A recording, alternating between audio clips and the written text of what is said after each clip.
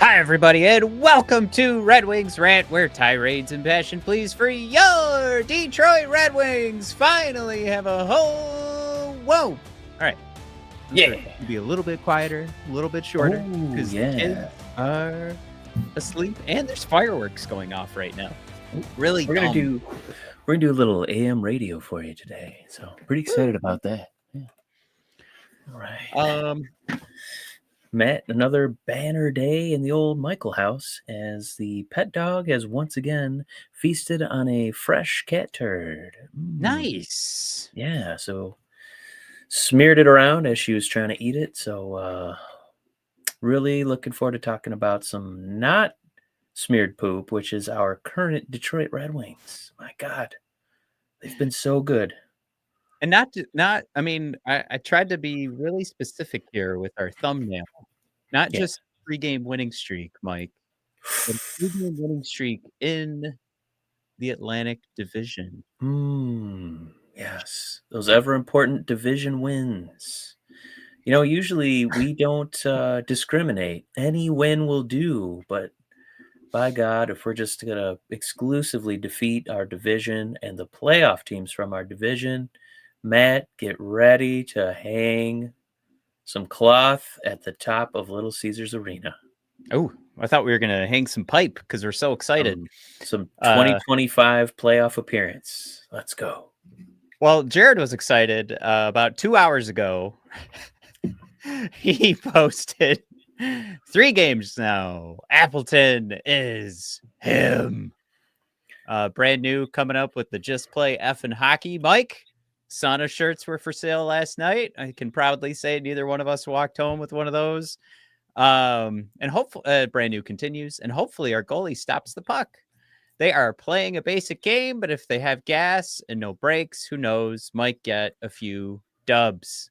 Speaking of What's up, words Brad? that start with D, Brad says, "Dudes, my dudes." I don't. That was a horrible transition. Brad, what's going on? Jared, brand new. What are you guys doing? Brand new posted an hour ago. Jared's posting 2 hours ago. Brad's on time. Brad, good timing, Welcome, man. buddy. Yeah, so Matt and I, we actually had boots on the ground for 2 straight Red Wing games. That's right. And gotta be a little frank here. LCA crowd, not very good. Not impressed. A lot of laced fingers, a lot of murmuring when I stood up and cheered for positive things for the Red Wings. A lot of people wishing I would just sit down. Yeah. Kind of weird. It was a little 2-on-1, and the people behind Mike were like, "God, sit down." It's like, what are we doing I here? don't think this guy's ever golf clapped before. Boo! I don't know. I will say when we scored 1 goal, the arena did wake up, but it was I somebody asked me, were they turning the sound down, being in Detroit on like the TNT broadcast, and I was like, no, that is what it sounds like in here. There's no "Let's go Red Wings." There's a lot of people playing Marvel Strike Force on their phones. Those they're not that bad. They're Those pretty people are egregious. I fine. was pretty embarrassed. If I saw someone doing that, I would have Those swatted them away. folks are fine. They waited between periods. They're fine. Not every time. Some of them were during the game. Well, you had to look. You have your Talking about daily Matt. chores. Matt was playing his Marvel Strike Force, okay? You have your daily chores in the mobile games, and it wouldn't download between periods, but everybody was paying attention to the game, so they weren't sucking up all the bandwidth. So I was able to get the game to download. Nailed those chores, Mike. We're on a hell of a run here. 500 day chore streak and Marvel Strike Force. I was gonna say too, there was a similarity with the Lions, where the Lions opened up with a pretty tough schedule, at least with teams that have pummeled them. Looking at you, Baltimore, looking at the Clevelands, that whole division, and the Lions won those games. And so I said, well, now the season, I don't know what the ceiling is anymore. And similarly, which will sashay here into our first slide, the Red Wings doing the exact same. You and I, kind of tongue in cheek, but also wasn't a huge off season. Wasn't a lot of fireworks. It's mostly depth pieces, mostly internal development. The least exciting way to build a team. And we penciled in on potential 0-6 start. And instead of being 0-6, we've won 3 out of those 4 games. And so 6 out of 8 points is pretty pretty exciting stuff, man. All right, we flipped sides here because I realized now I can pull up the comments and it won't cover our faces. Oh, smart. Jim Johnson thrown out there next 2 games, Tampa and Edmonton. We win both. We said 5-1. I just wanted to call out. I think this is the best time to call this out, Mike. There are like 4 different Red Wings teams that we saw. Of course, one of them got shellacked, losing to the Canadiens 5-1.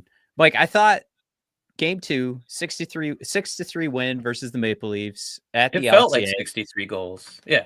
It felt like 63. I thought this was a skill team. I thought this was the one where it was like DeBrincat and Kane, Duncan, Lucas Raymond, Duncan. Like this was high skill. This was pass plays, using your playmakers to be playmakers, using your goal scorers to be goal scorers. Red Wings just after the first period just took over that game, took over the Maple Leafs, won. Mike, game 3. Leafs got goalied. It's all Cam Talbot. Leafs just absolutely dominated that game. The Wings win that game because of Cam Talbot. Game 4, Mike, dominating the puck possession game. Panthers just did not have enough going. Red Wings, this is top to bottom. This is forwards, defensemen, and Cam Talbot. Everybody came together. That was, obviously, it's also 4-1, but that was a solid, I'm going to own the puck. Did highlight a couple of, scary parts here where we're like, oh, the goal scoring. Yikes. We still need some of that. But for the first time in a while, Mike, they showed off the ability to win just pure puck possession. They take advantage of special teams, the penalty kills, turning things around. So if you can win the 5-on-5 game, you can actually walk away with a victory. Jim Johnson thrown out there. PK sitting at that 89%. We'll get into that in a second. But that, Mike, you wipe away the record-breaking, horrific penalty kill of last year. I know a little bit of puck possession actually makes a goddamn difference every once in a while. It's a huge highlight to start the season. Never know if it's going to stick around, but clearly, it's making the difference in the win column through 4 games, and you can kind of see it, you feel it. And there's a couple of players too, Mike, that are getting some PK time that were not on the team last year, and you got to figure that's coming into play.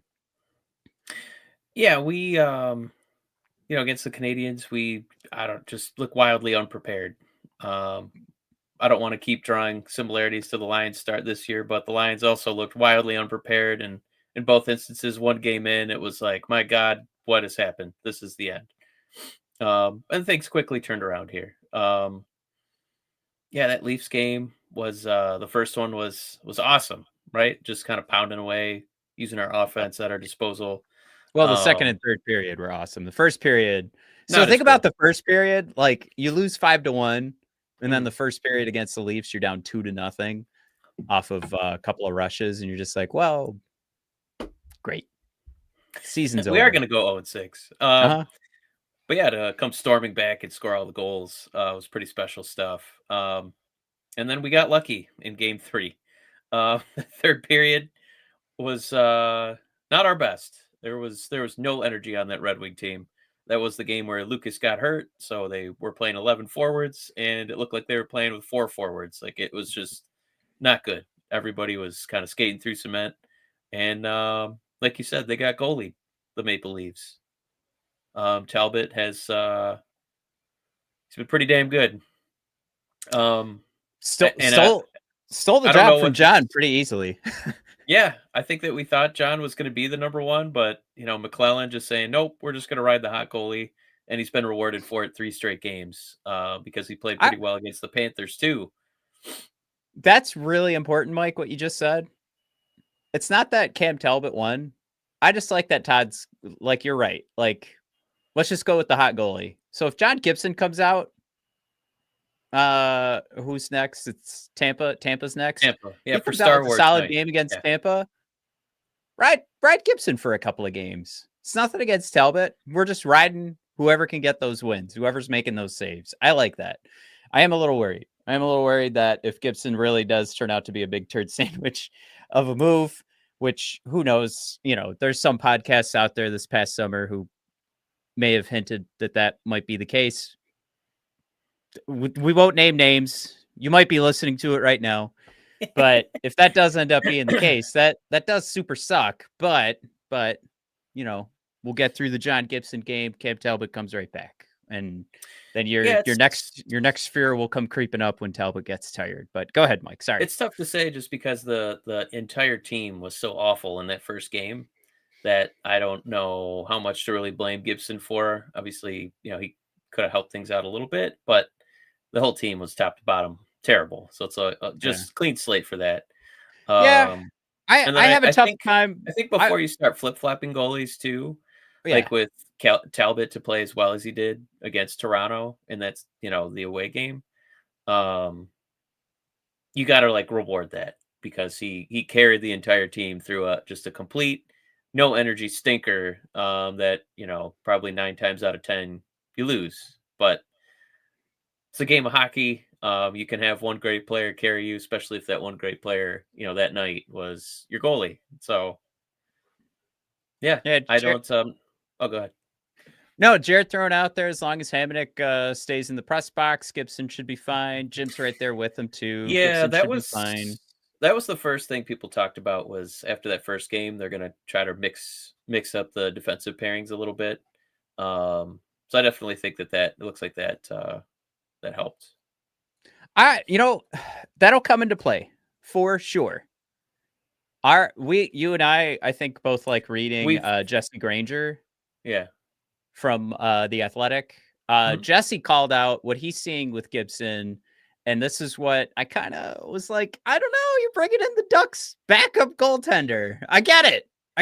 Like, I know what Gibson used to look like, but Granger called out some concerns where he was like, for sure, the odd man rushes, but also, and if you're not familiar with Jesse Granger, he's sort of The Athletic's like goalie guru. He calls out like who's going to be the next big stud, and he nails it like 100% of the time. But he said with Gibson, what he's seeing is a guy who's cheating, and he thinks it's like Seabiscuit.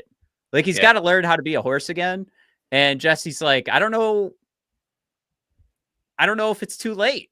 He's 36. He's like, what he's seeing is like just like now become routine for Gibson. Now I'm not smart enough to call that out.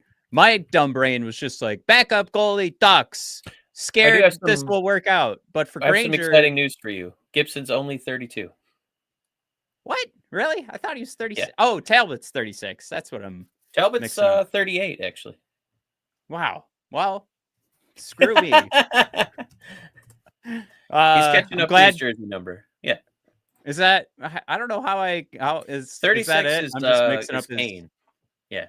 I think because you're thinking about the goalie number on the sweater. It's kind of throwing you off. I am more than happy to move on here, but I think Gibson's numbers and his save percentage could speak to more of what his performance on the ice is than what his age is. But regardless, he's been performing in a downward trend. And just to call out again, the goalie expert said he's cheating. And the thing he's got to stop doing is cheating. So things like a 2-on-1, even if that is something that Hamonic plays incorrectly, apparently Gibson's playing it incorrectly too. I don't even want to harp on this. We're going way too long on Gibson. This was supposed to be a quick little nugget. Let's go back to the Wings winning against Florida.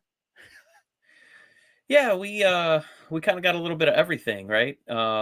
We got Kane, who's resurgence this year. It looks real. Every time he touches the puck, it just feels like magic, especially on the power play. It feels like this is going to be a game-changing point in some capacity.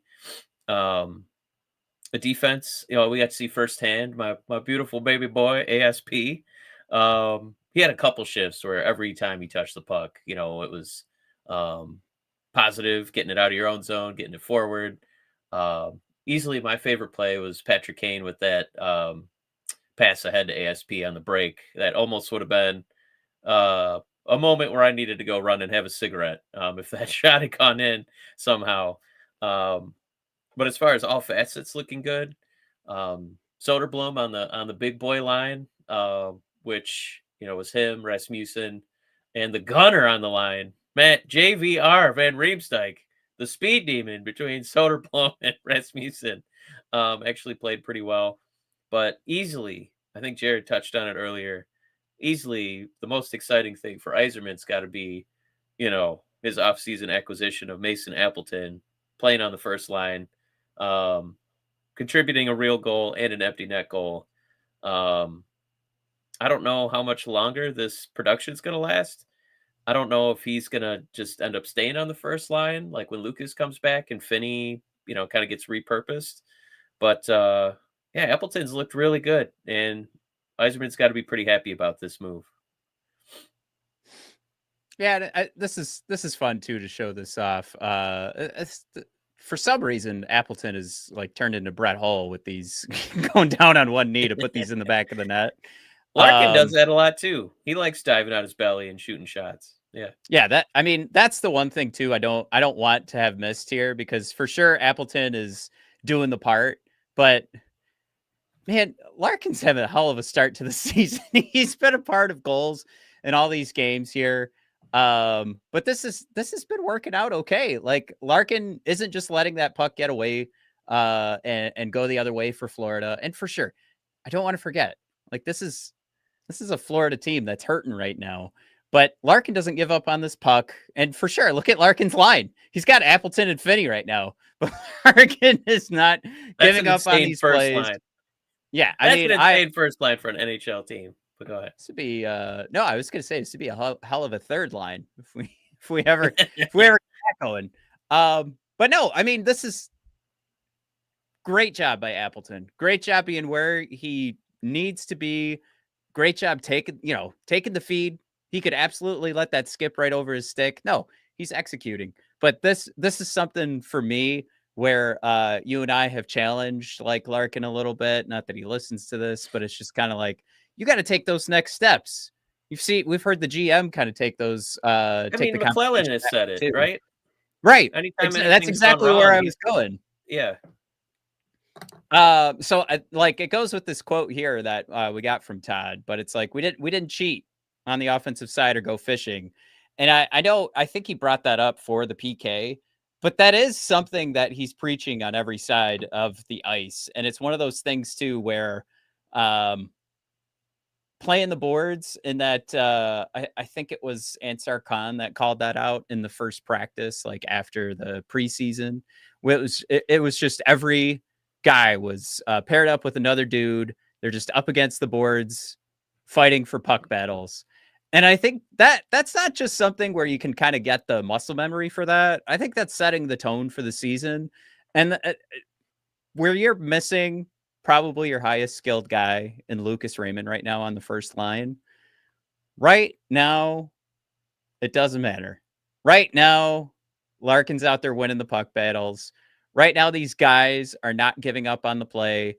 Right now, he's got two scrappy, one older guy, one kid, who are just about flying as fast as you can, skating as hard as you can, bringing that grit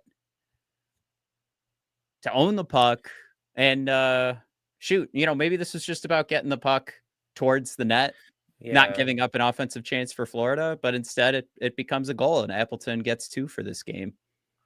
Two of the comments I really liked, McLellan was complimenting Appleton, and he was saying that he said you can easily tell that he's been part of a winning program. And I think Appleton kind of touched on that, because I don't think they fed him McLellan's compliment, but I think he just said, the NHL is not the NBA where you can just lean on, one player, two players to kind of carry you. It's got to be a 12 forward, 6 defensemen, and a goalie, a well-oiled machine.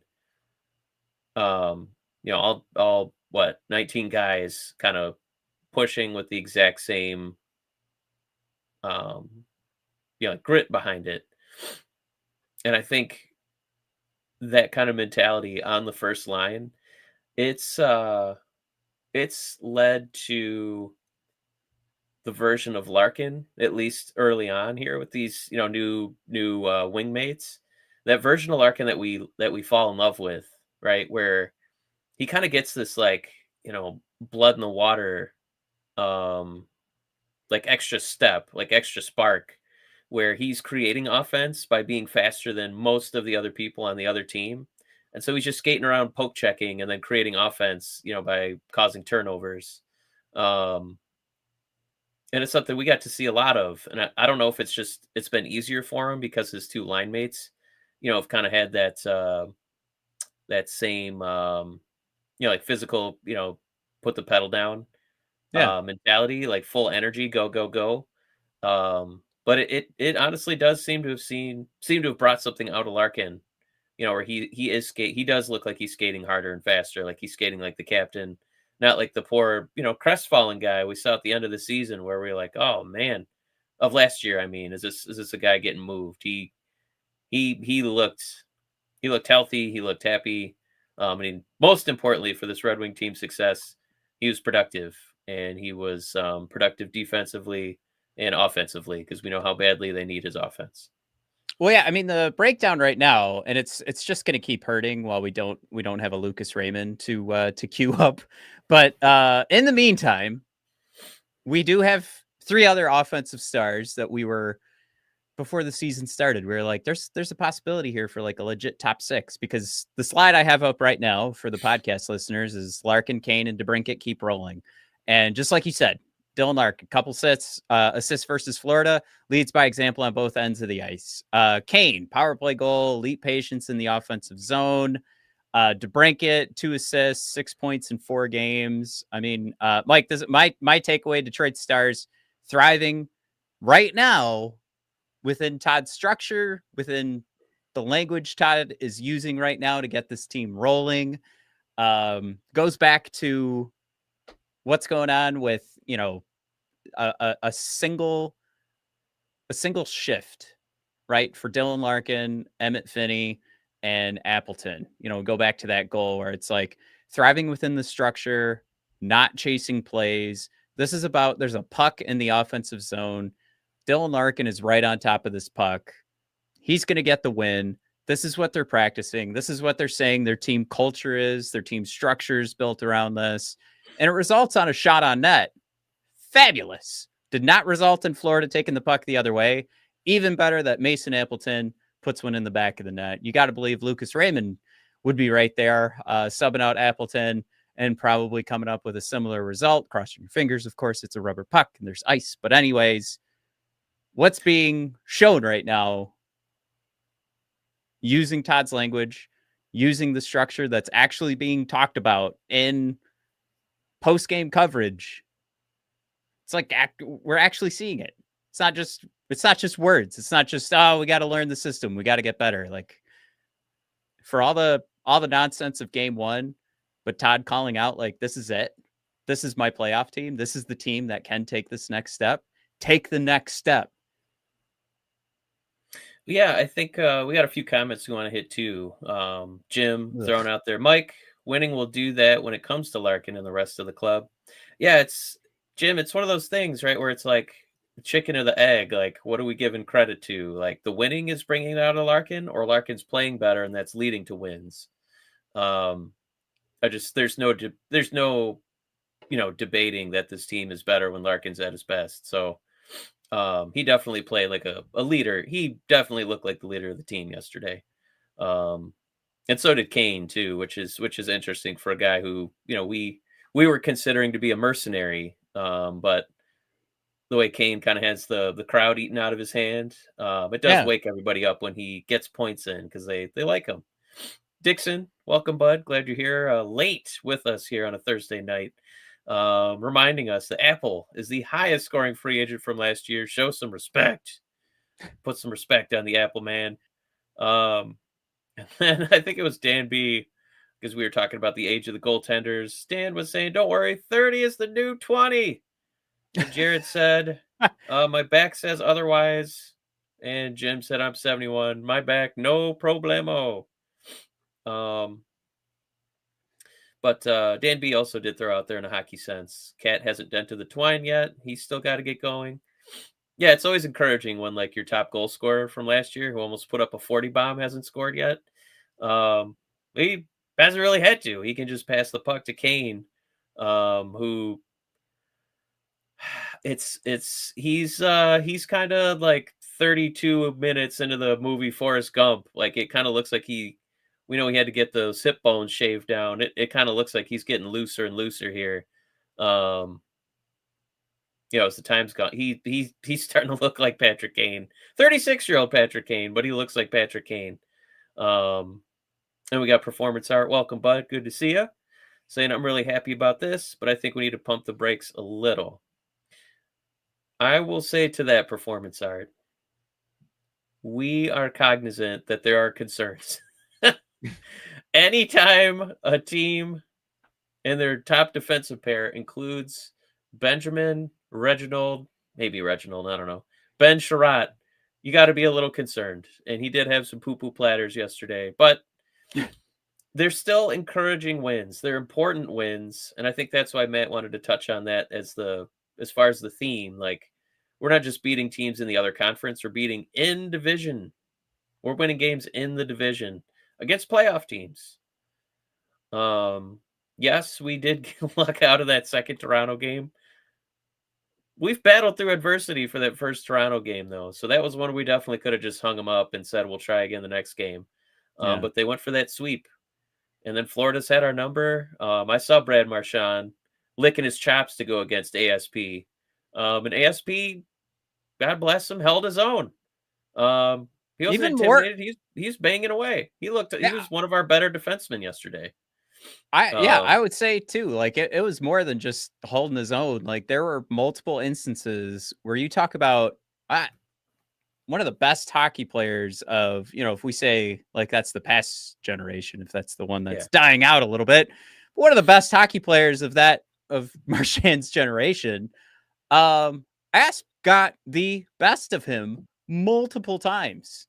And I don't know if we've really given the time to this yet, or if anybody is really giving this too much time. But oh my gosh, is Asp he just clogs up the neutral zone like nothing. I mean, that guy, not a single puck is getting past Axel. The hand-eye coordination with that stick, and not only like stopping plays, stopping rushes, or just stopping the transition. He's getting the puck and pushing it forward back into our possession. So it's not one of those where it's just like, knock it out of the way, have some disruption, not let them get, rhythm going. No, this is taking the puck, moving it the other direction, and now we have a rush. And you go back to how the Red Wings dominated from the scoring chances perspective and the puck possession perspective. A lot of that was coming from Asp yesterday. Yeah, we were glued to every shift that he did just because we're, fanboys for him. But he genuinely had a really impressive game. I think he might have had a turnover or something, but, knowing where our options used to be and seeing all the positives from this guy, very encouraging stuff. As far as kind of mixing it up, I am interested to see if we ever do a pairing like Edmondson and Sider up top, and then the second pairing like Johansson and ASP. Who's also... He also had a tremendous game yesterday. Yeah. Minutes are a little bit protected. I think we're done with Hamonic. I mean, Bernard Docker and Johansson look perfectly fine. Bernard Docker had such a offensive guard game where you knew he was doing good because you didn't notice him one time. You know what I mean? There was no... That is a really good point. There's no breakdowns. He was just doing a sturdy job. There was not one instance where we were like, what is he doing out there? Yeah, the oh shoot, what is this from? Puck hockey oh god. Hockey stat cards. There it is. At Hockey stat cards is where this slide comes from. He's taking stat cards, game score from Dom Lucizen, and then data from Natural Stat Trick. But anyway, You can see on here like that defensive pairing. Like I said, a little more protected minutes. There are some guys on the ice that have some tougher assignments, but they're doing the job. I think you're right. Don't sneeze at the fact that that guy's out there to be third pair, and him and Aljo are killing it. Third pair, doing okay. Nice pickup by Steve. Go ahead. I'd be really interested to just see Al, kind of be the defensive defenseman and let ASP kind of cook a little bit. Because I kind of feel like putting Simon and ASP together, it's like it's two offensive guys. And I feel like it made Simon a little bit, kind of take a little bit more of a back seat because he knew ASP was going to be a little bit more aggressive. Yeah. So I would just like to disperse it a little differently, like an offensive minded guy and a defensive minded guy. So that's maybe something we can revisit in the future. But obviously we're in, game 4. We got 78 more of these bad boys to go. But burner account Matt, welcome. Yeah. Throw it out there. Kids are boosting the energy in the room. Vets are seeing how hard these kids are grinding and know they can't coast along anymore. Blake wants us to get him a Centennial jersey. Nope. Performance art. I think Asp is a superstar in the making. Dan B. Elliot Friedman throws out a stat that teams out of the playoffs on November 1st over the past 10 years, only a small number make the playoffs.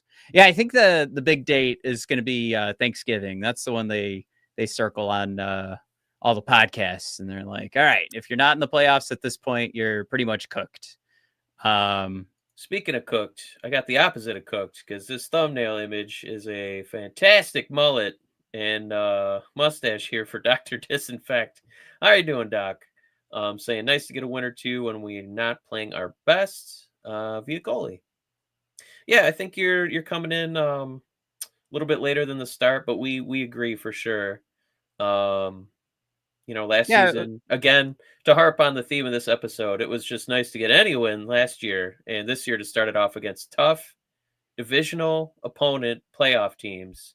And we did play, we looked exhausted in that second Toronto game. And Talbot, our favorite 38-year-old, bailed us out. So yeah, we're kind of finding some different ways to win here. That was the thing, Dr. Disinfect. I think, right, this is the parody of Dr. Disrespect, but yeah, that was the thing we talked about at the start of the episode, was like, you got 3 different wins. That's nice to do. Like that's something that shows that you're adjusting, able to win in a few different ways does not hurt. Real quick, Dr. Disinfect, you're going to have to find us on the old Discord because he said, ASP better pan out. I got him on my Centennial jersey. Can you please let me know if it says Sandin-Pellikka or only Pellikka? Because I tried to order a custom one, and it said it was too many characters. So let me know how you figured that out. Performance art. Cat, he hasn't even gotten on the board yet. He said, he was ripping them the first couple of games, too. So he did yesterday. Along. He had a few that almost shattered some glass behind the net. And burner account Matt is pushing back on me. He said he loves the ED and ASP connection. We need a top forward lefty to pair with Moan. Our defense is miles ahead of where it has been in a decade. Yeah, I know this is maybe a dumb comment because defensively you only got to fill 6 spots instead of 12. But yeah, you can kind of, if you squint, you can kind of see, all right, yeah, we got 2 pairs I feel like we can trust. And then, that if we can ever get to a point, I know, look at Trot is a GD warrior. Okay.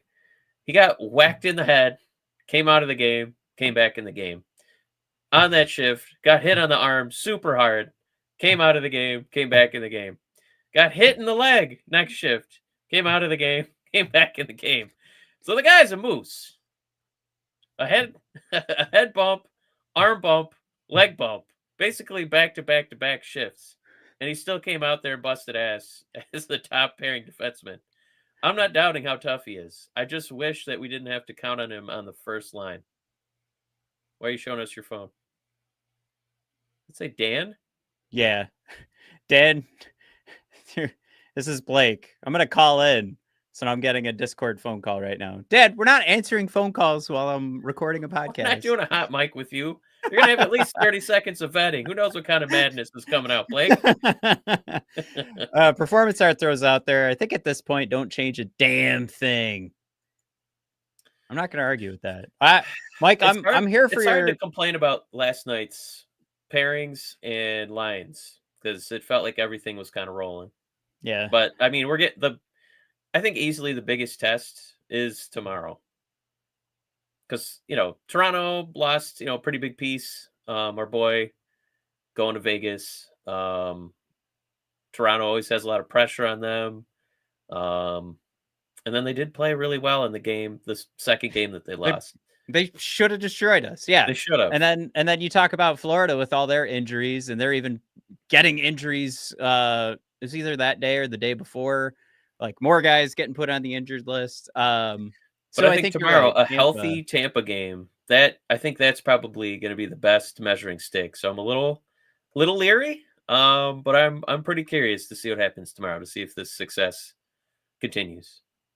One quick question on Appleton, because we didn't touch on my favorite quote from McLellan. Do we know if Appleton has any children, Mike? I don't know. I can look that up if you need me. Todd pointed out one of his favorite things about Appleton. He knows when to pull out. He knows when to dive in. It's his management skills that are pretty good, Mike. So I don't know if Mason has any children. I would say that would be the ultimate test of Todd's claim here, but no, for sure. I think we're seeing a very smart hockey player who spent a lot of time with some championship teams, and he learned quite a bit. I'm sorry. I love that quote. And we skipped right over it. All right. Penalty kill's doing great. Mike, I think obviously... somebody brought this up way earlier, and we just hadn't gotten to it yet. It might have been Dixon or performance art. But yeah, just bring it up. Do you have the slide with this? We're at 89% now? Yes. The penalty kill? Yeah. So this is what's been called out by Todd. Short, aggressive shifts. There's a clear focus and smart zone exits. So not just whipping the puck, not just I have the puck down the ice. And this comes back to what I was mentioning about Pellikka, that you see him do this the entire game. And let's not gloss over the fact that a rookie's getting all this penalty kill time for a guy that when we were talking about him coming aboard, we were like, man, we really need that offensive defenseman. And what did we lock down? Mike, he does skate very well on the offensive side, but he is so smart in the transition game. Something that I don't know, since this show started, we've talked about a special teams 5-on-5. It has always been a major dysfunction of whoever is coaching this team, whatever players are on the ice, is just smooth, clean transitions. And this is like Pellikka's I think it's his secret sauce that nobody ever talked about. It's always been about scoring goals and making them look pretty and controlling the puck in the offensive zone, which we do see. But this, to me, this is maybe the biggest game changer for all of this. And back to Performance Art's point earlier, let's not get too excited. It's only 4 games, but this kid's a rookie. And fuck, Mike, this is to me, this is the most important thing. This is comparable to making sure you have your offensive line and defensive line set in the NFL. Being able to transition the puck. Now you're talking about controlling the puck like the Hurricanes do, like the Golden Knights do. Yeah, I mean, I loved that play with him and Kane, right? But that was one moment of his 25 that he had for us. The rest of them were all, like you said, controlling the zone, making positive plays, defensively get pucks out of their zone, maintaining them in Florida's zone. This is pretty impressive stuff for a rookie, and it's definitely a way for him to, if he just makes the opening night roster, he gets a goal, but he's given up a lot of turnovers, then you're kind of well, let's maybe let him figure some stuff out at Grand Rapids and make these mistakes down there. But he's not really making those egregious mistakes, and he hasn't scored yet. So most of his value is as a defensive defenseman at this, Mm-hmm. at this juncture. So to know that he still has these other, layers to him that we just haven't, he's scratching the surface of what he's going to be. Man, it's very encouraging stuff. I I hope that Tampa Bay doesn't undress him tomorrow, because they have some of my favorite forwards in the whole league. Um, but that I think if he looks good tomorrow, then I don't know. We might have Stanley a Cup, here rookie we of the year come. candidate. Yeah. Yeah. That's the other thing too. I just made a second slide, but this is, you already mentioned this, but we're, us being at the game, like you talked about Bernard Docker, like he did a good job being like an NFL guard, right? Yeah. Like he did the job because you didn't notice him. But this was something really important to me, is that how many hockey games have we been to and we're skirting by? But this was definitely something for us where you saw us winning the puck possession battle, and it did really feel like Axel was a part of this so many different times. I think it's so important as a hockey fan, as all of us goofballs that spend way too much time watching the Red Wings. Like you need these guys that are standing out just on their play from shift to shift.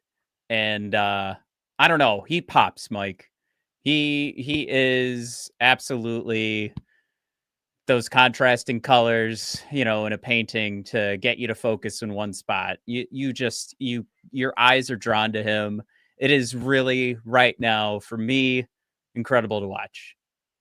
I think based on the scouting reports, I thought we were getting like, you know, Carl Erickson. I thought we were getting like Mike Green. I didn't know we were getting a guy who's going to be like capable on defense. So You that just I did it you again, just didn't I? flipped Eric Carlson's name Ah, to Carl Erickson. I just Albertsoned him. Damn it. Yep. Well, let me redeem You're myself here by showing This I is can gonna still be read. terrible when you have Yeah, a stroke mid-episode and we're just it's gonna the be signs were there.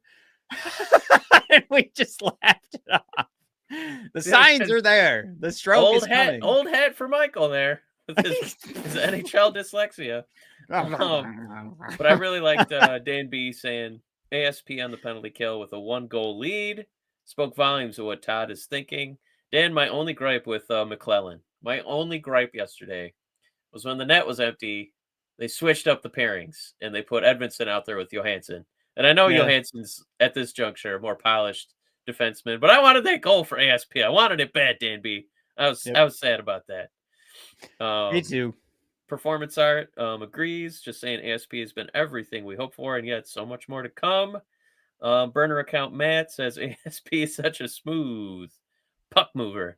His progression from the red and white game until now is literally incredible. When I watched it, we were there, man. Boots on the ground at the red and white game. I said, there's a guy who's going to make me sad because he's going to get sent to Grand Rapids. Yep. And man, has he been proving us wrong? Literally just improving every game. And this is not quite on topic, but definitely just something worth noting. Burner account Matt says, side note, the New York Rangers are on the verge of getting shut out for the 4th time this year. Woo! Woo! Panarin at the deadline. Burner account Matt, give me that. Do you want Panarin? Oh, they just Oh, scored. hell yeah. Oh, the Rangers scored? Yeah. It's They 1-1. ruined it? Oh, Yeah. sorry, Burner account Matt. They literally just scored as I pulled it up. But it. yeah. Now Now let's hit a few here's notes here on Talbot too. Yeah, Talbot. He's I pulled this up. I wanted to make a slide and I never got the time today, but he's number 10 in goals saved above expected so far this year. Obviously, like top 10 in save percentage. This guy's just killing it right now. Look, we experienced some of this last year. We got the quote from Max. He's been the difference right now. My hope right now, and especially with like what you guys were saying in the comments before, is this is something where if Cam starts to wane a little bit, we have John kind of turn things around. And I'm not going to scoff at the fact that maybe there's a third guy down in Grand Rapids who could get a shot too. His name's Kosa. So kind of, we could go back to the other Illich franchise, the Tigers, and you kind of could pick out like a guy who stood out each month. I think it was like Torkelson was like April, Riley Green was May, Javi was June.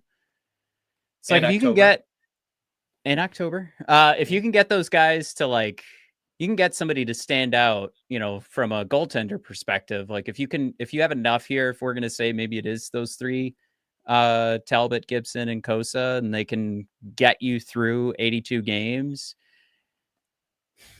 Cross your fingers on it. I don't know if that's the most solid plan, but it is also the only plan we've got because goaltenders were not available. You could make the argument the Red Wings got the best available goaltender for any goalie that changed teams this summer. So we did the best we could. You know, Steve can only, as much as I get frustrated with Steve, he literally can only do so much.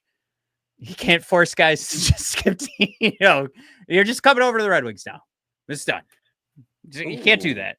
So speaking of cross sports, Dan B reminding us that Alex Bregman is a free agent. Jim does want us to stay a little more tethered to reality. He said ASP's not played anywhere near 82 games of the season. We'll see how he handles a long season. Very true. But is that we'll cross that bridge in a few episodes. For now, I think we want to enjoy ASP. Can I call out though? Like we're talking about seeing things that they're not gonna like go away. You know? Like we're talking about a guy who, when he's coming up and down the ice, like you know what I mean? Like for sure. That touches on what I said earlier, right? If he like scored a goal in the night one, you'd be excited for it. But if he's still making mistakes on defense, then you're like, okay, he's not really ready. But for him to be like looking at home and comfortable and capable defensively and getting these huge minutes for penalty killing when we thought this was just going to be an offensive guy, we don't know what the ceiling is anymore. We didn't think we'd see this early. So I think that's mainly what we just want to bring focus to, is he already looks like he can handle himself defensively. And the other point too, I don't want to be missed was just like we're seeing that. I like the word capable. Like this is where he can take things. Those types of things can disappear over a season, but ultimately we're working him up to being, you know, our top 4 guy, potentially. Like we've said, Mike, when we were making our predictions, even when Axel was first drafted, it was like, I think this is the Norris guy. This is the guy who wins the Norris because he'll get those points eventually. But it's exciting to say that we're seeing the things that weren't supposed to be there on top of the things we knew that were there. And like for sure, Jim, he could start to fade and we don't win the Stanley Cup this year. But I'm pretty sure we're all on board right now that that's not going to happen anyway. We're taking in all these positives right now. And if Asp starts to fade, that's according to plan, right? We'll go with the Joker's line from The Dark Knight. But it is fun right now to see a kid playing as well as he is and not just looking like he can get through a game, but he's actually making the difference at his age. It just blows my mind. Okay. Looking ahead, also, Mike, we'll wrap up. Real quick, Performance Art has confirmed 9 out of 9 correct is 100%. Thank you, Performance Art. All right, let's look ahead to our upcoming games. There's some questions about some math back there you missed. Oh my God, just a couple of who's and oh my God, what a toilet bowl of a team. Matt, we get Tampa, Edmonton, and Buffalo. Woo! Well, Buffalo lit it up last night. After every podcast that I listened to had the, oh man, Buffalo's gonna tank the rest of the season. Then Buffalo came out and absolutely spanked the Senators 8-4 with a oh shoot, who had the 4 assists? Benson. His first game after getting smashed in the face with it was either a stick or a puck, but he was out with a face injury. Zach comes in, 4 spot last night, and now the Buffalo Sabres look like, hey, we can score goals again.